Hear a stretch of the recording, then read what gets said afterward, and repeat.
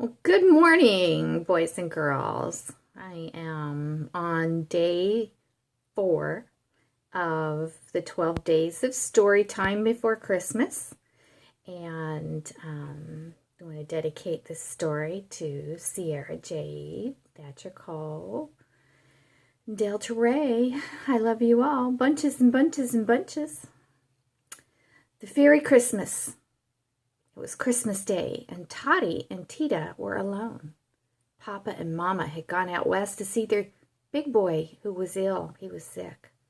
They had promised to be home for Christmas, but a big snow had blocked the railroad track, and Nurse was afraid the train would be delayed until the day after Christmas.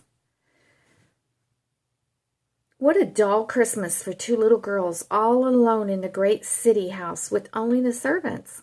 They had servants. They felt so lonely that the nurse let them play in the big drawing room instead of in the nursery, so they arranged all the chairs in a row and pretended it was a snowed-up train. Tita was the conductor, and Toddy was the passengers. Just as they were in the midst of it, they heard music in the street, and running to the window, they saw a little boy outside singing and beating a tambourine. "Why," said Tita, "his feet are all bare. Does he have hanged up stockings on his shoes, too? Let's open the window and ask him." But the great window was too high to reach, so they took Papa's cane and pushed it out. The little boy smiled, but they could not hear what he said. So they told him to come in and ran to open the big front door. He was a little frightened at first, but the carpet felt warm to his poor bare feet. He told them that his name was Guido and that he had come from Italy, which was a very much warmer country than ours, and that he was poor, very poor. So poor he had no shoes, and he had to go singing from house to house for a few pennies to get some dinner. He was so hungry. Well, that just breaks my heart. "Poor little boy," said Tita. "Our Mama is away, and we're having a pretty sad Christmas, but we'll try to make it nice for you." So they played games, and Guido sang to them, and then the folding doors rolled back, and there was the dining room and the table all set, with Thomas, the waiter, smiling just as if he had been a big dinner party instead of it had been a big dinner party instead of two very little girls. Nurse said, "Well, I never," and when she saw Guido, but she felt sorry for the lonely little girls that she let them come to the table. And such a dinner as he ate. He had never had one like it before. "It is a fairy tale," he said.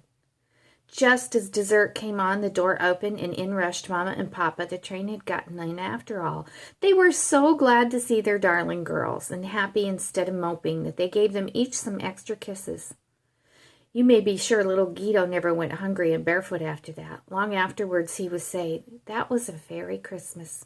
That night, after Tita had said her prayers, she said, "Mama, I know something.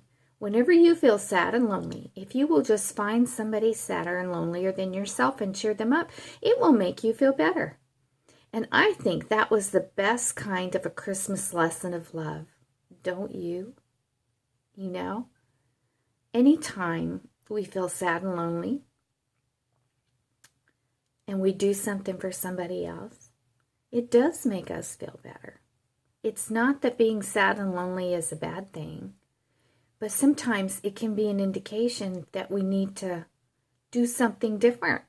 And that something different might be to let those feelings go and go do something kind for someone else. Because when you make someone else feel better, you feel better. It's like magic. Like you can't outgive to other people. I mean, you have to take care of yourself first and acknowledge your loneliness and your sadness. But you can pick yourself up, dust yourself off, and go do something kind for somebody who wants you to. Anyway, I hope you have a lovely and Merry Christmas. Grandma loves you whole bunches. Bye-bye.